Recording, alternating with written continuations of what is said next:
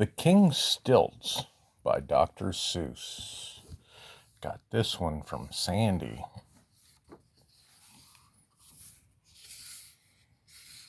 The King Stilts by Dr. Seuss.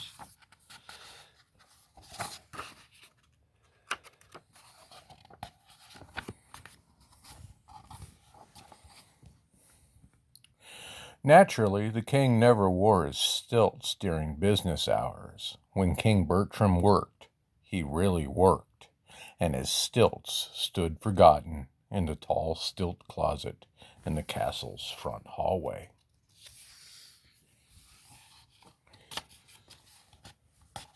There was so much work to be done in the kingdom of Ben that King Bertram had to get up every morning at 5, long before the townsfolks and the farmers were awake.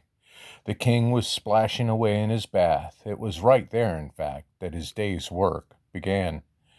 With his left hand he could bathe with his royal bath brush, but his right hand he always had to keep dry for signing the important papers of state. Eric, his page boy, brought these papers on a big silver tray.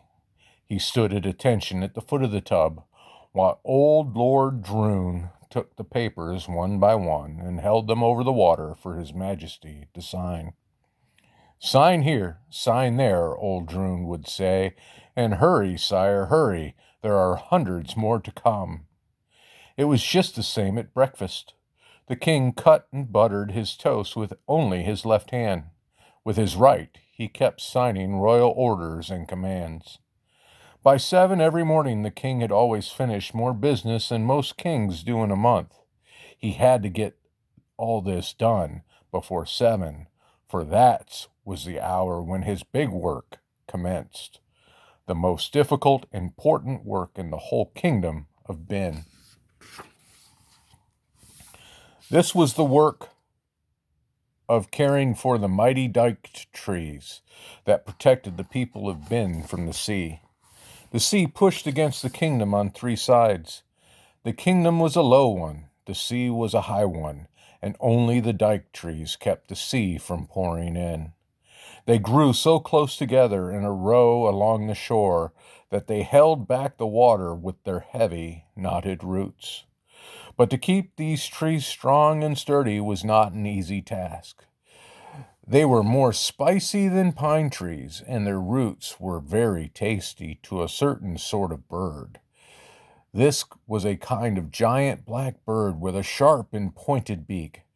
Nizzards they were called by the people of Ben. These nizzards were always flying over the dike trees, waiting for a chance to swoop down and peck. If nobody stopped them, the roots would soon give way. Then the sea would come pouring in with a terrible roar, and every last soul in the kingdom would drown. But King Bertram did not permit this to happen.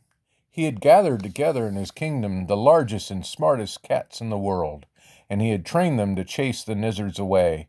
These cats were called patrol cats and wore badges that said PC. "Everything in Ben," said King Bertram, "depends on our patrol cats. They are more important than our army, our navy, and our fire department too, for they keep the nizzards away and the dike trees keep the ocean back out of our land." 1,000 cats in all, they divided up the work. 500 guarded the kingdom by day, the other 500 kept watch through the night. At 7 every morning came the changing of the cat guard. At the sound of a trumpet, the king left his breakfast and mounted his horse for the daily review. Fresh, brisk, and well-fed, the 500 day cats marched past him towards the dike trees to take up their watch. At the same time, the night cats, muddy, tired, and hungry, headed home to their kennels for their 12 hours' rest. There was rest for the cats, there was none for the king. It took every minute of his morning to see that they were given the very best of care. The huts that they slept in must be kept clean and tidy. Each cat must be brushed and his whiskers trimmed just so. The cat kitchen was even bigger and grander than the king's, and the cooks who did the cooking there were were the chief cooks in the land. Your Majesty, the chief in charge of fish, would always say, "Tell us what you think. The food we feed our cats is perfect." And the king would look over the huge wet baskets of fish, choosing only the finest and the freshest to serve to his patrol cats. So went the morning and then all afternoon, both in winter and summer. The king made his rounds by the edge of the sea. Every root of every dike tree he inspected every day. But finally, at 5 o'clock, the great task was finished. Then the king smiled. "A hard day," he'd say, "full of nizzardly worries all day," he'd say. "Now it's time for some fun." This was the moment King Bertram lived for. When he worked, he really worked, but when he played, he really played. "Quick, Eric," he shout. "Quick, Eric, the stilts." Down the slope from the dike trees, away from all troubles, the king and Eric would race like two boys straight to the tall stilt closet in the castle's front hallway. Out came the stilts, up leapt the king. High in the air, his royal robes streaming, he'd race through the marbled halls, out across the terrace, up and down the garden stairs. Black-spotted coach dogs barked and romped beside him, nipping at the heels of his flashing red stilts. The townsfolk looked from the walls and just loved it. A grown-up king on stilts, they say, does look rather strange. But it's hard work being the king, and he does his work well. If he wants to have a bit of fun, sure, let him have it. But there was one man in Ben who didn't like fun. He didn't like games. He didn't like laughing. This man was a scowler. This man was Lord Droon. "Laughing spoils the shape of the face," he declared. "The lines at the corners of the mouth should go down." Every afternoon, when the stilt hour grew near, Lord Droon would slink away to his room in the northwest tower and sulk. "Such carrying ons," he would mutter in disgust as he spied on the king from his window. "Look at his crown bouncing up and down on the side of his head. Look at his beard flapping in the wind. Look at him laughing, right out in broad daylight in front of the townsfolk. I must do something about this." And one day he did. On Wednesday, just before supper, when he thought the king was out, Lord Droon tiptoed down to the front hall. The guards at their posts were dozing. Without the smallest sound on the hard stone floor, Droon crept to the stilt closet, pulled back the ancient door, and reached in. It only took a second. He had the king's stilts. He unbuttoned the top of his long robe and shoved them down inside. Then he sneaked past the guards again, slipping through the door. Down the steep, slanting stairway, Lord Droon marched with his stilts, down to the furnace to burn them. "This is the ends of the king's foolish stilt walking," he mumbled to himself. Then suddenly, from around the bend of the stairs below, came the sound of the happy whistling. The king! Lord Droon stopped still, almost froze with fright. He tugged and pulled at his long flowing gown, struggling to cover the stilts, but he couldn't. The ends were too long and stuck out. "Droon! Droon!" gasped Lord Droon. "You'll be caught." He turned and fled back up the stairway. Nearer and nearer came the king, but Droon couldn't climb any faster. The stilts clattered, they banged and spanked against his knees. He looked up and saw a window. Stepping up to it quickly, he poked his head out. He looked down into an alley. A small boy was passing. It was Eric, the page boy. "Psst, you, Lord Droon hissed in a hoarse, nervous whisper. Eric looked up astonished. "Yes, sir," he bowed politely. "Take these stilts," commanded Lord Droon. Take them away, bury them deep where no one can ever find them. Bury them up by the sea, by the dike trees. Lord Droon flung the stilts from the window. The king's stilts? Bury them? Eric didn't know what to think. It will spoil all his majesty's fun, he stammered. You're impudent, said the lord harshly. I said bury those stilts. What's more, young man, don't ever come back, or I'll have you locked up. I'll have no impudent boy around this castle. But I'm the king's own page boy, gasped Eric, hardly able to understand this dreadful command. You were the king's own page boy, snapped Lord Drone. He pulled in his head and slammed down the window. Never before had Eric been so puzzled. Never in his life had he felt so sad, but there was nothing to do but obey the command. He picked up the stilts and walked straight towards the road that led to the sea. It was the hour that the townfolk were all having supper. Nobody saw him dig the deep hole. Nobody saw him bury the stilts.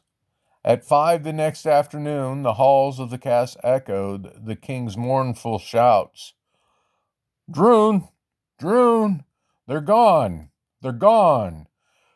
The king stood groping in the empty stilt closet, hopelessly searching for what wasn't there. Lord Droon chuckled to himself. He had expected this to happen and was ready with his lie. It was the townsfolk who did it, he said, peering into the stilt closet and pretending to be greatly shocked. I have seen them every day, plotting behind the castle walls. A king, they say, should behave like a king and sit with pomp and dignity upon his royal throne. A king, they say, should never walk on stilts. It's too bad, your majesty, but you must try to do without them. King Bertram answered with a broken sigh. Well, I'll try to do without them. But he couldn't. Day after day he grew sadder and sadder. For long hours he'd just sit, idly drumming with his fingers on the arms of his throne. He couldn't keep his mind on his work. His commands to the patrol cats sounded feeble and faint. The cats seemed to know this and wouldn't obey. Day by day, they grew lazier and lazier. Uncombed and unbrushed, they slept most of the day and grew fat. No one bothered to put their PC badges on them. As for chasers of nizzards, they weren't worth a thing. Day by day, the nizzards grew bolder and bolder. They cackled and fluttered over the dike trees. They flew down and almost seemed to sneer at the lazy, sleeping cats. The townfolks began to feel frightened. Housewives couldn't keep their minds on their housework. They heard nizzards flapping over the rooftop and poked their heads out for a look. If the cats don't keep those nizzards away from our dike trees, they said to one another, what will keep the ocean back out of our land? Bootmakers couldn't keep their mind on their boots. Goldsmiths couldn't keep their minds on their gold. Cart drivers couldn't keep their minds on where they were going. They'd stop their carts on the road and talk in low, excited whispers. Look at those nizzards. Where are the cats? I'll tell you where the cats are. Everywhere they shouldn't be, and mostly fast asleep. Something must be wrong with the king. Yes, something's certainly wrong with the king. Only Eric, the page boy, knew what was wrong. Night after night he tossed in his bed, thinking of the stilts lying deep underground. Finally, one night he couldn't stand it any longer. Droon or no droon, he would go to the king. At dawn the next day he leapt out of bed and made straight for the castle. Breathless and panting, he raced through the royal gates and up the broad stairs. The king was strolling sadly on the terrace with Lord Droon and 2 guards. Eric rushed up. He must tell the king, Droon or no Droon, he was going to tell. But Lord Droon saw him coming and stepped quickly forward. Impudent boy, what are you doing here? Before Eric could answer and push past him to the king, Lord Droon had grabbed him. He looked at Eric sharply, and suddenly the corners of the mouth turned up in a grin, a shrewd, evil grin. Your face, he said. What's wrong with your face? My face, said Eric. He rubbed his hand over his forehead. It was merely hot and moist from running. Nothing at all is wrong with my face. It's red, said Lord Droon, with the sly look he always had when he lied. It's awfully red. Measles, he shouted. Ho, guards, take 'em away, lock 'em up. I haven't measles any more than you have, shouted Eric. It's a trick, a nasty Droonish trick. Let me talk to the king. But they dragged poor Eric, fighting and kicking, away from the king and down the castle stairs. 5 minutes later, Eric found himself locked up in an old deserted house on the edge of town. From a second-story window, he could see 2 guards, spears crossed just below him, barring the door. Though through the roof he could hear the noises of the lizards. Their beaks were hard as iron and scratched through the air. Eric shuddered. There must be a way to escape. Round and round the room he paced, thinking and thinking.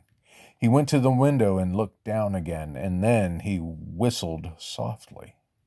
He had an idea. Very quickly, Eric slipped off his belt. He pushed the end through the buckle and made a lasso.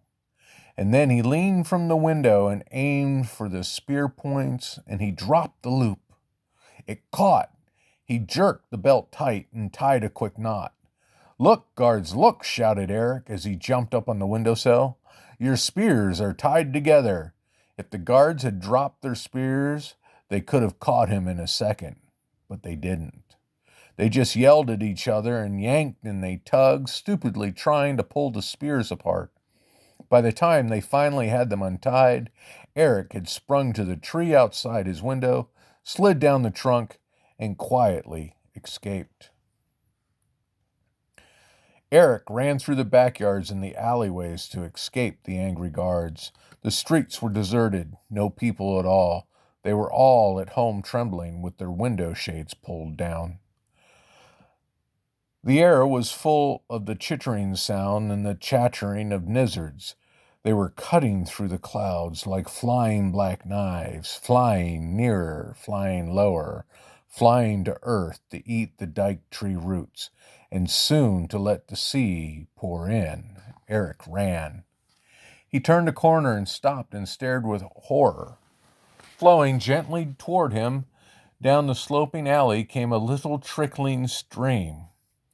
Water, he whispered hoarsely. He dipped his finger. It tasted of salt. Sea water. One dike tree must have already been eaten clean through. Not a second to lose, gasped Eric. I must dig up the stilts. Up the hill to the dike trees where the king's stilts lay buried, right into the very thick of the lizards. They flapped and they screeched about him. They hissed as he dug. Gretch! Gretch! Snarled the lizards. Gretch to you, snapped back Eric, furiously pelting them with fistfuls of mud. The harder they fought him, the faster he dug. His fingers touched the stilts at last. He pulled them from the ground, stilts bouncing on his shoulder. Again Eric ran. The road to the castle took him back through the town. The streets were still deserted. Close by the door of an old tailor's shop, Eric stopped for an instant to rest. The stilts had begun to hurt his shoulder. Those 2 stupid guards, he thought. I wonder where they are. He found out all too soon. From around the corner at his very elbow suddenly bellowed the angry voice of old Lord Doone.